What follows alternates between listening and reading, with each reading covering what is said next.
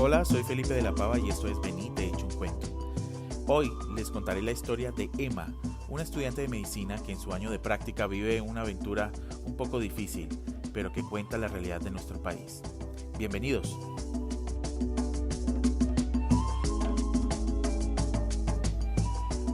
3 de enero del 2014. Para Emma era casi increíble estar allí en ese momento y pensar que solo unos días se encontraba en la costa celebrando el año nuevo con su adorada madre. Se le llenaban los ojos de lágrimas solo de pensar en ella. Hubiera preferido no haberla dejado sola, pero ¿qué más podía hacer? Pensaba a la vez que se reconfortaba diciéndose a sí misma: ajá, Emma, es solo por un año, además. Esta es la forma de agradecerle y devolverle el sacrificio que ella ha hecho por ti todo este tiempo. Cálmate, niña. Se encontraba inmersa en su pensamiento cuando de repente sintió que le tomaban por el brazo. Buenas. ¿Usted es la doctora Emma?, preguntó una voz dulce y suave con un marcado acento paisa. Sí, soy yo, contestó Emma a la vez que preguntaba.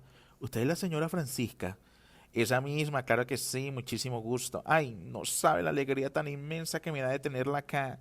Mi hijo, Andrés. Ay, no, está sordo. Andrés, venga, que es ella. Y fue allí cuando lo vio por primera vez. Emma nunca supo explicar con palabras lo que sintió cuando lo vio por primera vez. Siempre dijo que era una extraña combinación de miedo y odio al mismo tiempo. Pero, ¿cómo puedes sentir odio por alguien que acabas de ver y que solo sabes su nombre? Andrés. Recuerda que se sintió como un frío inmovilizador. Recorrió cada uno de los poros de su cuerpo cuando lo vio acercarse. No medía más de 1 metro con 70 centímetros. Su cabello era de color negro como la noche y tan liso que Emma sintió envidia por él. Sin embargo, llevaba un corte muy juvenil para la edad que aparentaba tener. Su piel tenía el leve recuerdo de haber sido blanca alguna vez, pero la continua exposición al sol lo había dejado con una marca y ahora Andrés llevaba un bronceado bastante disparejo, realmente. Su cara era excesivamente delgada, con los pómulos muy marcados y pronunciados. Le recordó mucho a los drogadictos que están en etapas avanzadas en su adicción. Pero, ¿quién era ella para juzgar a alguien solo por las facciones de su rostro? Andrés tenía las orejas pequeñas, la nariz chata y los labios tan delgados que eran casi imperceptibles de lejos. Su espalda era ancha al igual que sus hombros, sus grandes manos tenían las venas brotadas, tal vez por un exceso de esfuerzo físico. La gente en esos pueblos suele trabajar en el campo, pensaba Emma. Los dedos eran largos y gruesos, terminados en unas uñas largas y llenas de tierra, que lo que podría confirmar lo del trabajo de campo. Su cuerpo era muy delgado, y ese hombre debe estar enfermo, se decía Emma a sí misma. Pero la verdad es que Andrés, quien no pesaba más de 60 kilos, llevaba encima varios males, pero no precisamente de los que la doctora Emma había estudiado en la universidad y conocía bastante bien.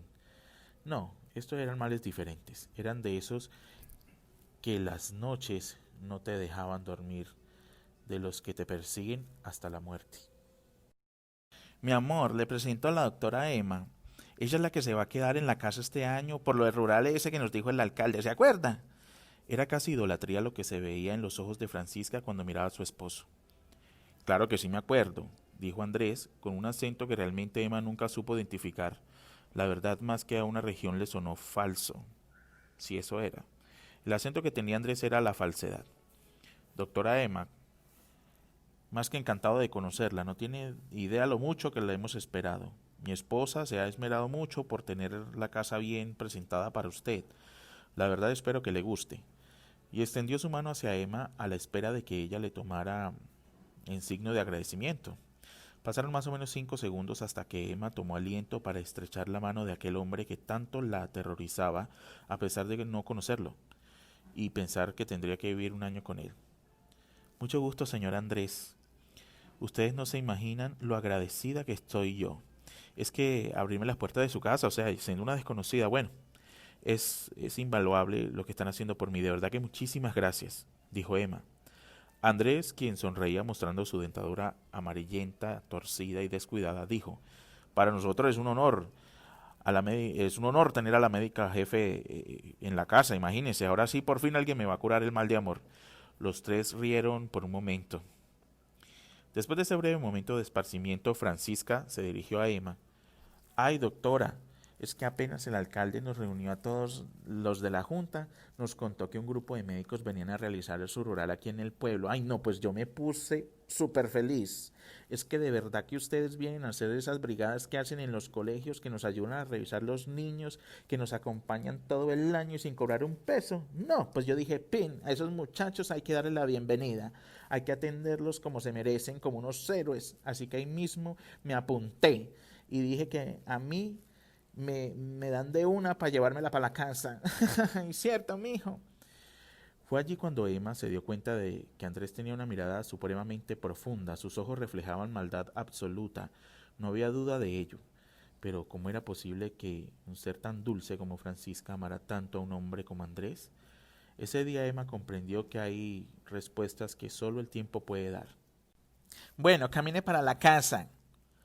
Usted debe estar súper cansada del viaje y yo dejé todo listo para que se sienta cómodo apenas lleguemos. Además, allá están los niños y esos sí que están súper felices, que más que cualquiera con su llegada. Ay, no, dijo Francisca con un tono desbordado de alegría. Empezaron a caminar y Emma se sentía muy incómoda estando al lado de Andrés, pero por un momento aceptó que tal vez su concepto de él era producto de la imaginación. Realmente no lo conocía y él estaba siendo demasiado amable, más de lo que la misma Emma creía merecer. Andrés llevaba sus maletas con todo y que Emma se había negado a que él lo hiciera. ¿Cómo se le ocurre, señorita Emma, que yo voy a permitir que una señorita como usted cargue las maletas? No, nada de eso. Déjese atender, por favor, le contestó Andrés a las negativas de Emma, por ser ella la que debía llevar las maletas. Estando cerca de Andrés podía percibir aún más su ser. Detalló su sonrisa y sentía que sonreía demasiado al hablar, como esas personas que buscan ocultar una verdad aterradora detrás de una sonrisa falsa. Emma trataba de calmarse a sí misma y no pensar más en todas las locuras que su mente estaba creando, y una vez más fue la voz de Francisca la que la sacó de su magnetismo. Doctora, ¿a usted le gustan los niños? Preguntó Francisca con esa dulce voz que la caracterizaba. La verdad, Emma sentía que la voz de Francisca la calmaba. Ojalá hable bastante en la casa, no quisiera tener que pensar más en las cosas que se imaginaba de Andrés. Me encantan los niños, contestó Emma con mucho entusiasmo. Yo quisiera ser médico obstetra algún día. Me encantan los embarazos y ver nacer a los bebés, o ser parte del proceso de la vida.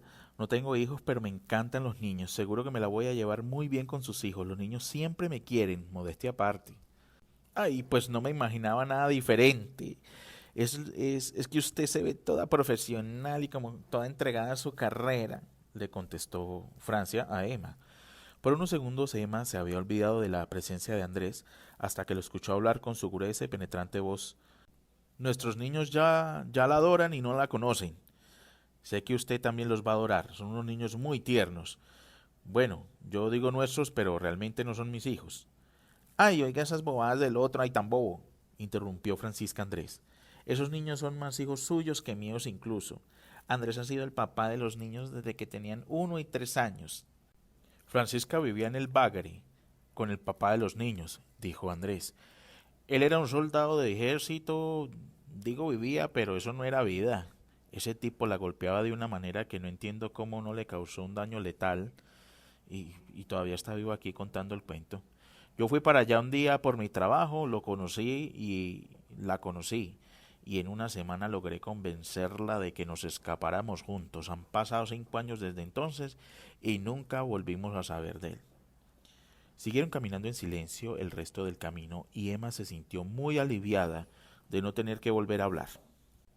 El rural de su carrera profesional la había llevado hasta ese lugar, Puerto Concordia Meta, un pueblo pequeño de altas temperaturas y humedad asfixiante. Sin embargo, Emma venía de la costa y estaba acostumbrada al calor, pero le temía a la época de lluvias. Había escuchado mucho acerca de lo fuerte y torrencial que eran, además de las subidas de los ríos, que eran bastante peligrosas. Había escuchado que varias tragedias en las que las personas se habían ahogado incluso sin darse cuenta. La ventaja es que ella no tenía programado ir a nadar a ningún lado, ni con nadie ni nunca. Pensaba hacer su trabajo y aprender muchísimo durante este tiempo. No quería involucrarse mucho con la gente con la que iba a vivir, aunque era consciente de que eso no era muy posible. Emma, la mujer más amigable y entregada de corazón, ¿No se iba a entregar a la familia con la que iba a vivir un año? Eso no se lo creía ni ella misma, pero lo iba a intentar. Y allí estaban, por fin habían llegado a la casa. Los tres entraron con mucho afán, queriendo protegerse del sol que los atacaba en la calle. La casa era más bonita de lo que se esperaba, era pequeñita y acogedora. Las paredes estaban pintadas de blanco y estaban tan limpias que Emma sospechó que estaban recién pintadas. Había un pequeño sofá con algunos cojines raídos y dos sillas plásticas blancas en la sala. Una mesita de madera en la mitad, con un jarrón con flores de muchos colores, que sinceramente adornaba muy bien el espacio. El comedor era una pequeña mesa cuadrada cubierta con un mantel de cuadros amarillos y reborde entre naranja y café, al cual le hacían juego cuatro sillas viejas que en el asiento ya no tenían nada acolchado sobre lo que sentarse. Un poco más allá se veía la cocina. Era amplia, demasiado, si se compara con el resto de la casa, pensaba Emma. Al igual que todo lo demás, cada uno de los utensilios de la cocina eran viejos y estaban desgastados. No se veían muchas vajillas ni tampoco cubiertos. Las ollas estaban negras y desgastadas de todo el uso que tenían, y la estufa era un fogón conectado a una pipeta que aparentemente era de gas. Al fondo se alcanzaba a visualizar el patio. No se detallaba muy bien desde donde estaba Emma, pero se alcanzaba a ver muchas matas y lo que al parecer era un árbol grande de mango sembrado en la mitad del mismo. «Hola», escuchó Emma que decían a su espalda. Al voltearse vio. Era una niña angelical. Tenía la sonrisa más blanca y transparente que había visto nunca. Y no se refería solamente al color de sus dientes, era lo que transmitía al ver sonreír esa niña que la observaba con sus grandes y redondos ojos negros. «Yo me llamo Natalie y ya tengo 6 años», volvió a hablar ese pequeño ángel que tenía enfrente. Mientras Emma se agachaba para quedar a su altura, pensó en que la niña era demasiado baja y delgada para su edad. La doctora había pensado que tenía solo unos 4 años. «Qué gusto tan gigante conocerte, Natalie. Mi nombre es Emma y tengo muchos años más que tú», le dijo la doctora mientras la miraba fijamente a los ojos. «Sí, yo sé cómo te llamas. Mi mamá nos ha hablado mucho de ti. Y no te preocupes, no tienes que decir cuántos años tienes. Yo sé que a las personas grandes no les gusta decirlo. No entiendo por qué, pero mi mamá me dice que no debo preguntar esas cosas. Así que yo no le voy a preguntar a usted cuántos años tiene. Mire, él es mi hermano John, tiene 8 años y ya tiene novia». «Cállate, Natalie», se afanó en decir el niño John. «Buenas tardes, doctora. ¿Cómo está? Bienvenida a nuestra casa. Le prometo que vamos a hacer todo lo posible para que usted esté feliz con nosotros y no extrañe nadita de su casa». Emma se sintió muy conmovida con las palabras del niño. Era hermoso. Tenía la carita redonda, parecía que él se comía la comida de Natalie y la suya. Se expresaba muy bien para ser solo un niño de 8 años.